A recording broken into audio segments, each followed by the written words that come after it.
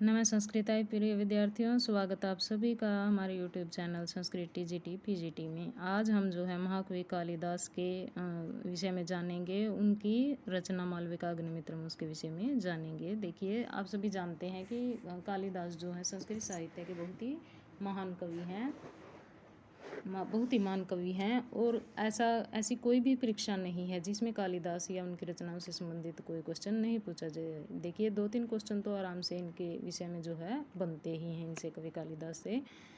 तो जो है हम बहुत अच्छे से जो है कालिदास और उनकी रचनाओं के बारे में पढ़ेंगे।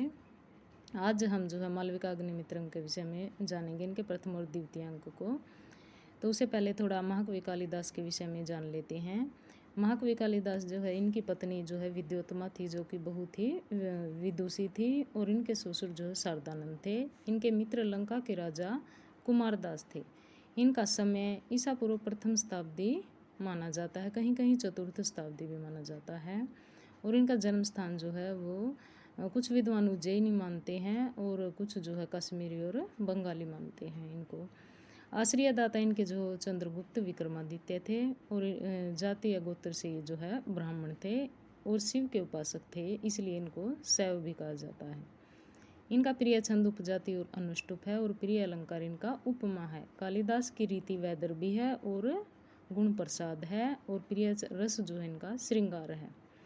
और इनकी 7 रचनाएं ही जो हैं प्रामाणिक मानी जाती हैं, जिनमें 2 महाकाव्य हैं, 2 गीति काव्य या खंड काव्य हैं, और 3 नाटक हैं। तो 2 महाकाव्य जो हैं इनके रघुवंश और कुमार संभव हैं, और मेघदूत और ऋतुसंहार जो हैं इनके 2 खंड काव्य या गीति काव्य हैं, और मालविका अग्निमित्रम, विक्रमोर्वशीय और अभिज्ञान शाकुंतलम जो है इनके 3 नाटक है। इस प्रकार से ये 7 रचनाएं इनकी जो है प्रामाणिक मानी जाती हैं।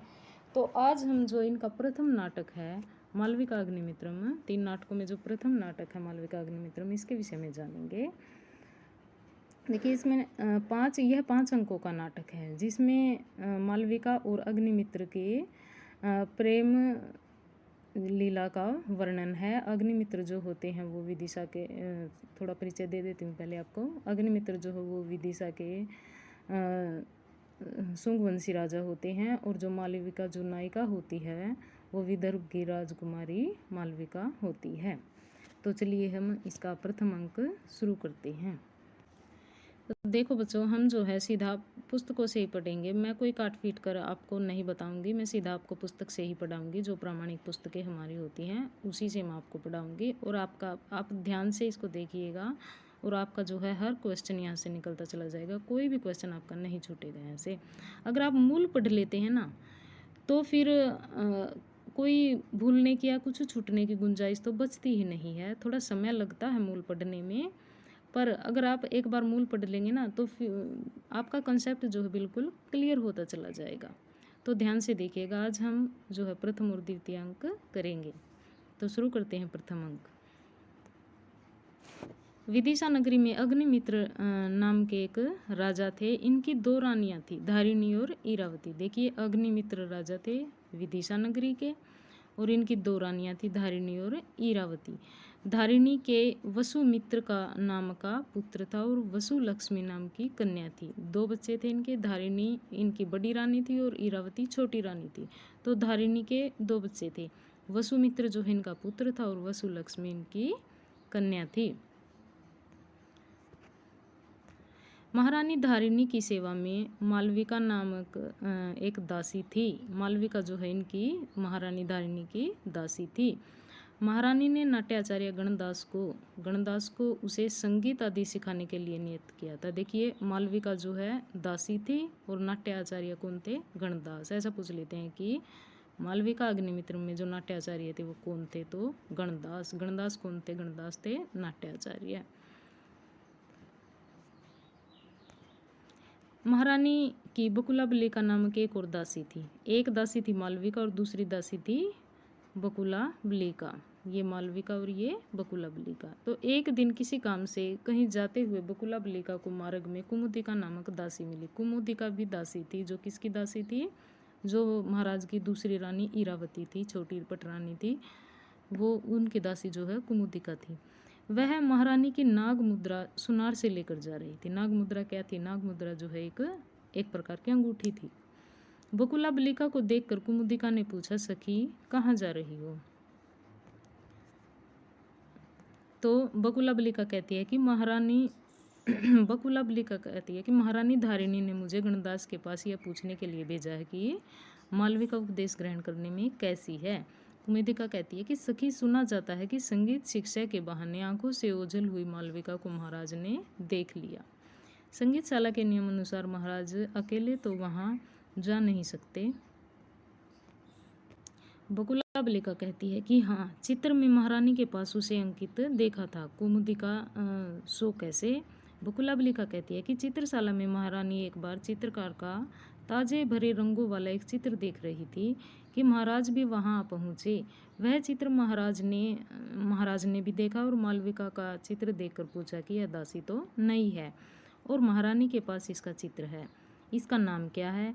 जब बार बार पूछने पर भी कोई न बोला तो वसुलक्ष्मी जो उनकी बेटी थी, धारिणी की बेटी थी वसुलक्ष्मी, उसने बता दिया कि यह मालविका। तब मालविका महाराज के सामने, तब से जो है मालविका वो महाराज के सामने नहीं आने पाती है, यानी कि महारानी धारिणी ने जो है उसको मना कर दिया महाराज के सामने जाने से, क्योंकि उसको डर था कि क्योंकि मालविका बहुत ही सुंदर थी और धारिणी को जो है डर था कि कहीं महाराज इस पर आसक्त न हो जाएं। इतना सुनकर कुमुदिका ने अपना मार्ग पकड़ा। बकुला बलिका भी गणदास की रंगशाला से बाहर गणदास को जो है रंगशाला से बाहर निकलते देखकर उसके पास पहुंच गई और महारानी का संदेश सुना दिया। गणदास ने संदेश के उत्तर में कहा, महारानी से निवेदन करना कि मालविका परम निपुण और बुद्धिमती है। मैं जो जो प्रयोग उसे सिखाता हूँ उसको वह बढ़ा चढ़ाकर मानो मुझे ही सिखाती है। नाट्य आचार्य को ऐसी चतुर शिष्या के विषय में जानने की इच्छा हुई। उसने पूछा, महारानी के हाथ मालविका लगी कैसे?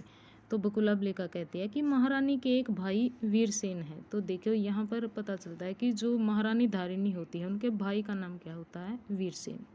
महारानी धारिणी के भाई का नाम होता है वीरसेन, जिन्हें महाराज ने नर्मदा तट के सीमावर्ती दुर्ग पर नियुक्त कर रखा है। किसने? महाराज अग्निमित्र जो होते हैं उन्होंने धारिणी के जो वीरसेन होते हैं उनका भाई, उसको नर्मदा तट के सीमावर्ती दुर्ग पर नियुक्त कर रखा है। उन्हीं ने यह कन्या ललित कला की शिक्षा के योग्य है, ऐसा विचार कर उसे बहन को भेंट में दिया है। गणदास ने सोचा कि यह रूप से तो कोई उच्च कुल की कन्या जान पड़ती है। फिर बकुला बलिका से कहा, इसे शिक्षा देने में मुझे यश प्राप्त होगा। किसी ने कहा है कि जिस बादल का पानी समुद्र की सीप में पड़कर मोती बन जाता है, उसी प्रकार सुयोग्य पात्र में दी गई गुरु की शिक्षा विशेष गुण वाली हो जाती है। उधर राजा अग्निमित्र को मंत्री वाहतक इस समय विदर्भ राज का एक पत्र सुना रहे थे। अब देखिए मंत्री कौन होता है? मंत्री जो है वो है महाराजा अग्निमित्र का मंत्री जो है कौन होता है? वाहतक होता है। तो वो जो है विदर्भ का राजा जो होता है उनका पत्र जो है वो सुना रहे हैं। इसमें लिखा है कि आपकी आज्ञा है कि आपका चचेरा भाई कुमार माधव सेन को जो विवाह संबंध की प्रतिज्ञा से हमारे पास आ रहा था, आपके सीमा दुर्ग के रक्षक ने मार्ग में ही आक्रमण करके जो है उसको पकड़ लिया है। हमारे प्रति स्नेह के कारण आपको उसे स्त्री और बहन सहित मुक्त करना उचित है। यह बात आपसे छिपी नहीं है। तो देखिए जो माधव सेन होता है वो अग्निमित्र का भाई होता है, अग्निमित्र का जो है चचेरा भाई होता है।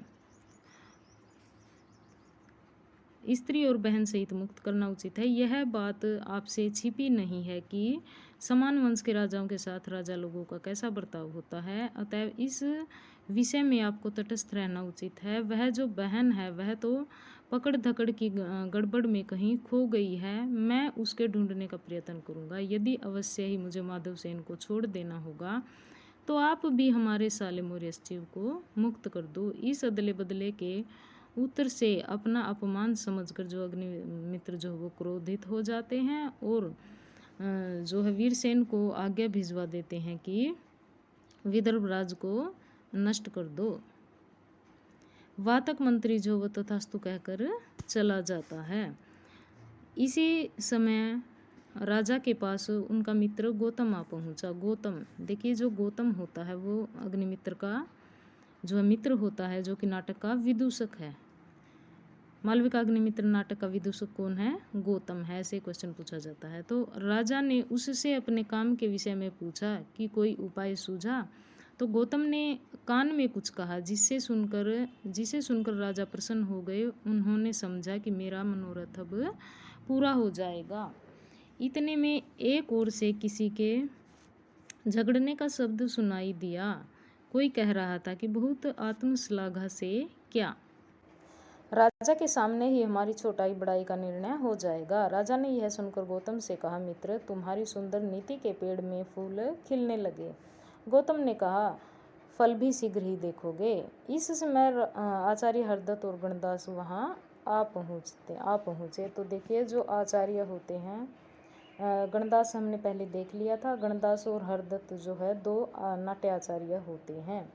शिष्टाचार के अनंतर महाराज ने पूछा, उपदेश के समय दोनों आचार्य यहाँ कैसे आ पहुँचे? गणदास ने निवेदन किया कि महाराज, आज हरदत्त ने प्रधान सभ्यों के सामने मुझे यह कहकर कि मैं इनके चरण रज सा भी नहीं हूँ, मेरा घोर अपमान किया है। हरदत्त कहता है कि महाराज, इन्हीं ने पहले मुझे बुरा भला कहा। ये कहते हैं कि तुम में और हम में समुद्र और घड़ी का सा अंतर है, अतः आप शास्त्र और प्रयोग में हमारी परीक्षा ले, महाराज ही हमारे निर्णायक हों। गौतम ने भी इस प्रस्ताव का समर्थन किया, परंतु राजा ने महारानी और योगिनी के सामने ही न्याय करना उचित समझा, नहीं तो महारानी इसमें उनका पक्षपात समझती। इसलिए महारानी और योगिनी को वहाँ बुलाया गया। राजा ने जो योगिनी होती है वो तपस्विनी होती है, जो उसको बोलते हैं साध्वी जो होती है। राजा ने अपने आप को और महारानी को पक्षपाती समझकर योगिनी को मध्यस्थ बनाने का प्रस्ताव किया। दोनों आचार्यों ने इस प्रस्ताव का अनुमोदन किया। पहले तो योगिनी ने टालना चाहा, परंतु अंत में उसे मध्यस्थ बनना स्वीकार करना ही पड़ा। महारानी को तो यह झगड़ा ही पसंद नहीं था। गौतम का उत्तर बड़ा विनोदपूर्ण था। उसने कहा, रानी, मेंढों की लड़ाई देखते हैं, इन्हें व्यर्थ का वेतन देने से क्या लाभ? कि गौतम कहता है कि मेंढों की लड़ाई को देखते हैं, इन्हें व्यर्थ का वेतन देने से क्या लाभ? कि देखते हैं कौन ज़्यादा गुणी है और कौन नहीं है। आगे है, राजा ने योगिनी से पूछा, इन दोनों का निर्णय कैसे किया जाए? योगिनी कहती है कि कोई किसी कला में स्वयं निपुण होता है और कोई दूसरे को उसकी शिक्षा देने में विशेष चतुर होता है। कहते हैं कि किसी व्यक्ति में कला जो होती है वो उस कला में स्वयं ही निपुण होता है, किसी दूसरे को शिक्षा देने में समर्थ नहीं है, और कोई जो है वो दूसरे को भी शिक्षा देने में निपुण होता है। तो वास्तव में श्रेष्ठ गुरु वही है जिसमें ये दोनों ही गुण विद्यमान, अर्थात वह स्वयं भी निपुण हो और दूसरे को सिखाने में भी निपुण हो। गौतम को तो इस विचार का समर्थन करना ही था, इसलिए वह तुरंत बोला, सुना, उपदेश देकर निर्णय होगा। हरदत्त और गणदास जो है मान जाते हैं। वह दोनों। धारिणी ने कहा कि यह मूर्ख शिष्या नाट्य उपदेश बिगाड़ दे तो इसमें गुरु का क्या दोष है? कि यदि कोई मूर्ख शिष्या होती है और वह जो है नाट्य उपदेश को बिगाड़ दे तो इसमें गुरु का क्या दोष होता है? राजा कहता है कि महारानी, यह गुरु का ही दोष समझा जाता है, अयोग्य को शिक्षा देना ही गुरु की मूर्खता है।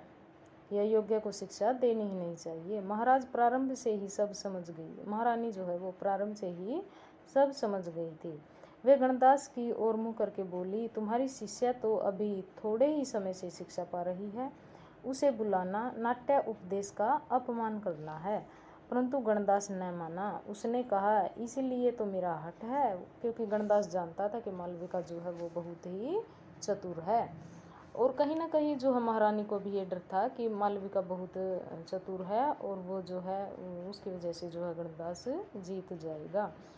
अब महारानी ने सोचा कि मेरी चाल नहीं चल सकती। उन्हें योगिनी पर क्रोध आता है। वे योगिनी के विषय में मन ही मन कहने लगी कि यह मुझे जागती हुई को भी सोई हुई सी समझती है।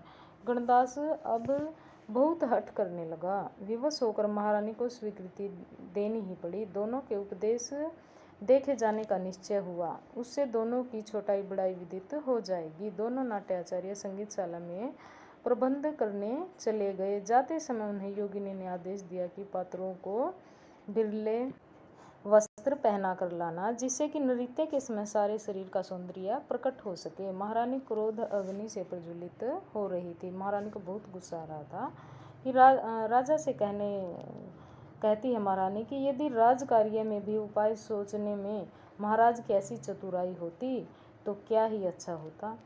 राजा कहते हैं कि आप कुछ और बात न समझें, मैंने इसमें कुछ नहीं किया। प्राय समान विद्या वाले एक दूसरे के ये ईर्ष्या करते हैं। इतने में संगीतशाला में से तबले की थाप सुनाई देने लगी। सब उधर चल पड़े। तो जो है हमारा पहला अंक समाप्त होता है।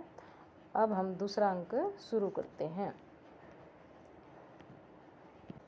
तो पहले अंक में हमने क्या देखा है कि अग्निमित्र होता है, उसकी दो रानियाँ होती हैं, धारिणी और इरावती। और जो है इरावती और महारानी धारिणी जो होती है उसकी दो पुत्र होते, एक पुत्र होता है, एक पुत्री होती है। पुत्र का नाम होता है वसुमित्र और पुत्री का नाम होता है वसुलक्ष्मी। और जो है उसकी दासियाँ होती हैं दो, मालविका और बकुलावलिका। और जो महारानी इरावती होती है उसकी दासी होती है कुमुदिका। तो कुमुदिका जो है वो बकुलावलिका कहीं जा रही थी तो उसे कुमुदिका जो है रास्ते में मिल जाती है। तो वो कुमुदिका क्या लेकर आती है सुनार के पास से? नाग मुद्रा जो अंगूठी है वो लेकर आती है। और जो महारानी जो धारिणी होती है उनका भाई होता है वीरसेन, जिसको जो है महाराज ने नर्मदा तट पर के सीमावर्ती तट पर जो है नियुक्त कर रखा होता है। नाट्याचार्य कौन होते हैं? गणदास और हरदास और गणदास जो हरदत्त और गणदास जो है वो नाट्याचार्य होते हैं। और योगिनी होती है, आगे अंक में आएगा, योगिनी का नाम जो है कौशिकी होता है। तो ये सब हमने जाना। अब हम दूसरे अंक को पढ़ते हैं। दूसरे अंक में क्या है? देखिए, संगीतशाला में राजा गौतम जो विदूषक होता है, महाराजा का मित्र जो होता है राजा गौतम, धारिणी और योगिनी आदि सभी पधारे। जब मालविका ने नाट्याचार्य गणदास के साथ रंगमंच पर प्रवेश किया तब उसका रूप लावण्य देखकर महाराज उस पर लट्टू हो गए। मालविका ने गाना आरंभ किया। ये मिलन है कठिन, छाड़ू ताकि आसाह्य, फरकत बाई आँख सगुन, के ही करी यही मानिय, अब फिर दर्शन होए हाय कब, तरसत मोजिय, हो पर बस में परी हियो, अरुझो तो सन पिय। इतना गा चुकने पर मालविका ने भाव का भी अभिनय किया। सोने में सुगंध हो गया। राजा पर इस अभिनय का तीव्र प्रभाव पड़ा। वे समझ गए कि मालविका मेरे प्रेम में पगी है। योगिनी ने निर्णय किया कि जो कुछ देखा है वह सब निर्दोष है। यही सम्मति राजा ने प्रकट की। राजा ने भी यही सम्मति प्रकट की। उन्होंने कहा कि हरदत्त के लिए हमारा अभिमान जाता रहा। क्या होता है कि जो प्रतियोगिता होती है उसमें जो है गणदास वो जीत जाता है। उनकी जो शिष्य थी वह अच्छा प्रदर्शन करती है और उसमें जो है गणदास जीत जाता है और हरदत्त जो है हार जाता है। तो गणदास ने अपनी आचार्य की उपाधि सफल समझी। वह मालविका को साथ लेकर चला गया और हरदत्त ने अपनी शिक्षा दिखाने के लिए जो है आज्ञा मांगी राजा से। राजा ने मन में कहा कि देखने का काम तो समाप्त हो गया, परंतु उसे प्रकट रूप में बोले, हाँ, हम उत्सुक हैं। हरदत्त ने आज्ञा पाकर अपने आप को अनुग्रहित समझा, परंतु इसी समय वैतालिक के गान द्वारा सूचना मिली कि दोपहर हो गई। दोपहर हो गई सुनकर गौतम बिना कुछ खाए कब चुप रह सकता था। वह कहने लगा, ओह, भोजन का समय हो गया। वैद्य कहते हैं कि ठीक समय पर भोजन न करना हानिकारक है। हरदत्त, तुम क्या कहते हो? हरदत्त, वो जो गौतम है वो कहता कि हरदत्त तुम इस विषय में क्या कहते हो। तो हरदत्त कहता कि यहाँ और कुछ कहने का अवकाश ही नहीं है, क्योंकि वो तो हार चुका है। तो राजा ने भी कह दिया कि अच्छा, तो आपकी शिक्षा जो है हम कल देखेंगे, अब विश्राम कीजिए। सभा जो है वो विसर्जित हो जाती है। इस प्रकार से जो है प्रथम और द्वितीय अंक समाप्त होता है। तो आप सबको वीडियो कैसी लगी? आगे हम जो है तीसरा, चौथा और पांचवा अंक भी करेंगे, और इसी तरह से हम कालिदास की सभी रचनाओं को प्रमाणिक पुस्तकों से पूरा करेंगे। तो अगर आपको वीडियो पसंद आई तो लाइक कीजिए, चैनल को सब्सक्राइब कीजिए और प्यारा सा कमेंट जरूर कीजिए। नमः संस्कृताय।